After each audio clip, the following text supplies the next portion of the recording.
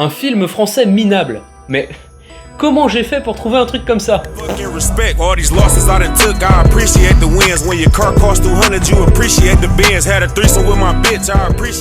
Le cinéma français, il est compliqué. Il est tout pardonné. Il y a ceux qui l'aiment, souvent pour ses films d'auteur. Moi, le cinéma français, j'adore ça. Il y a ceux qui le détestent. Le cinéma français, c'est de la grosse merde. Les fameux faquins. Et parmi ces gens, il y en a qui lui reprochent de pas être le cinéma américain, clairement. Un bon film de divertissement français. Le cinéma américain grand public.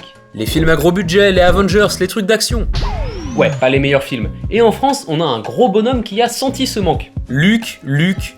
Qui d'autre dans le cinéma français divise autant? On l'aime, on le déteste, on aime le détester. Bref. Depuis ses débuts, il a développé un cinéma très visuel. Ce qui a pas plu à tout le monde, ça et son style très américain. D'ailleurs, assez vite, il est parti tourner aux États-Unis.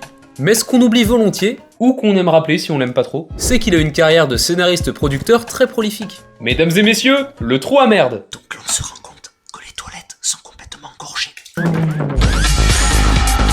Alors déjà on prend des mecs qui sautent, le parcours, il y a Yamakasi, les ninjas, on tourne dans la banlieue avec la cité c'est cool, c'est le public visé. Après on ajoute une meuf bonne à sauver, des Audi, Jason Statham s'il passe par là. Le taxi, les putes, les Audi, ce sont des thèmes qui vous sont chers? Non, pas particulièrement, il y a aussi les Yamakasi. Concrètement, on essaye de faire Hollywood en France. Sauf qu'on prend pas le meilleur d'Hollywood. Parfois, on a un film d'action sympa qui sort, mais la plupart du temps, c'est compliqué. Juste regardez Les Rivières Pourpres. Le film est sympa, plutôt beau, c'est produit par Gaumont. Maintenant, regardez la suite produite par Besson. Il a mis des putains de Yamakasi. Et aujourd'hui, on va parler d'un de ses grands films, le premier d'une trilogie. Préparez-vous, je vous emmène dans la banlieue 13. Vas-y, c'est bon là, j'ai la dalle. Attends, c'est pas cuit. Bon, banlieue 13, c'est quoi? Alors en fait, on a Leto il est trop cool, et même que après il y a les Yamakasi et les flics, et dans la banlieue 13, c'est trop cool, et il y a la drogue et les putes. Bon, de quoi ça parle? Dans le futur de 2010, la banlieue 13, en banlieue parisienne, est entourée d'un grand mur. Et là, c'est bon, c'est la merde, on a K2 qui arrive. Ok, alors ces trois plans-là... Ah, il s'est rasé son nom sur son crâne, le champion. C'est lamentable. Son nom sur son crâne! Vous pensez qu'il doit se raser tous les matins comme ça? On suit Leto, jeune Yamakasi qui saute partout, et parfois il fait un peu de la merde avec la drogue du frère de Samina Seri, ce qui l'énerve un peu. Une espèce de contrefaçon de Tony Montana qu'on aurait pu trouver à Marrakech au souk en train de vendre des faux maillots de foot à 2 dirhams, que j'ai décidé d'appeler Tonio Montano, parce que pourquoi pas. Sérieusement, c'est quoi ce film? À quel moment Besson s'est dit « Oh bah là, il va falloir guillotine avec ses pieds, c'est trop bien ça !» Je m'appelle pas Benito non plus, je m'appelle Damien. Eh bah, bienvenue Damien, on manquait de personnages intelligents dans ce film. Damien. Une bombe se retrouve dans la banlieue 13, du coup Damien est envoyé la désamorcer, aidé par Leto. Sauf que Leto, c'est pas qu'il est flic, donc ils font une espèce de mise en scène pour lui faire croire que c'est j'en ai marre. J'en ai marre, qu'est-ce que tu essayes de faire, film? Réponds à mes questions, putain, c'est quoi ces scènes d'action, là? À chaque fois qu'on a un début d'histoire, pam, scène d'action. Ouais, stop dessus, là. Liberté, égalité, fraternité. Un film républicain, ouais. Et si j'arrêtais l'école en 4ème, c'est pas pour vendre du crack, c'est parce qu'on a fermé l'école, voilà. Et engagé avec un message poignant et de la baston. En gros, Tony Montano attache la sœur de Leto à la bombe pointée vers Paris. On sait pas pourquoi, donc Damien est pas content. Baston.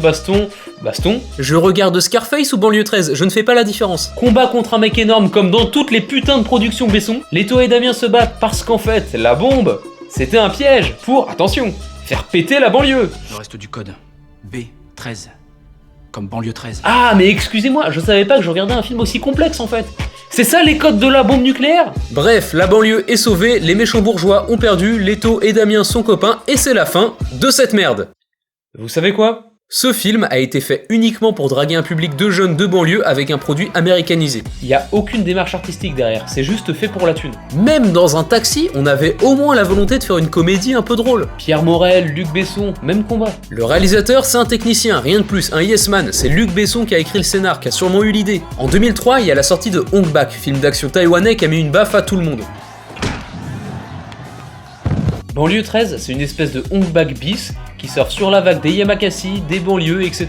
Les critiques américains auraient trouvé les cascades impressionnantes et auraient dit que c'était un très bon film d'action. Mais d'une, on est loin des cascades de Hong Bak, faut pas déconner. Et de deux, Hong Bak s'était pas fait dans une démarche aussi balourde. Banlieue 13, c'est ridicule du début à la fin, et tout le monde le voit très bien. Le scénario, c'est que des clichés de merde et des scènes d'action. Et le pire, c'est que c'est ce genre de film qui a volé la place aux vrais films de quartier. On a eu La Haine, Squall, puis ça quoi. Et on a dû attendre avant d'avoir de nouveau un bon film. Bref, Banlieue 13, c'est nul à chier, je vois pas pourquoi on perd notre temps à parler d'une merde pareille alors qu'il y a plein de films français qui ont pas été autant mis en avant. Ok, résolution 2021, on arrête les fins de merde avec des DVD qui... Bref, merci d'être resté jusqu'ici, n'hésitez surtout pas à mettre un pouce bleu, votre pire film français en commentaire pour le référencement, mettez ce que vous voulez même en commentaire, insultez-moi, faites ce que vous voulez, c'est grâce à ça que le référencement va marcher et que ma chaîne va peut-être un jour décoller, on sait jamais. N'hésitez surtout pas à vous abonner aussi, à partager la vidéo si vous avez des amis qui aiment bien Luc Besson ou qui l'aiment pas justement, ça peut créer le débat, c'est intéressant. En tout cas, on se retrouve dans 2 semaines pour une nouvelle vidéo, pour parler cette fois d'un bon film français pour rééquilibrer un peu la balance. N'hésitez surtout pas non plus à aller voir mon court-métrage Province 13, c'est de bon ton d'en parler là parce que Banlieue 13, Province 13, on est dans le thème. À dans 2 semaines.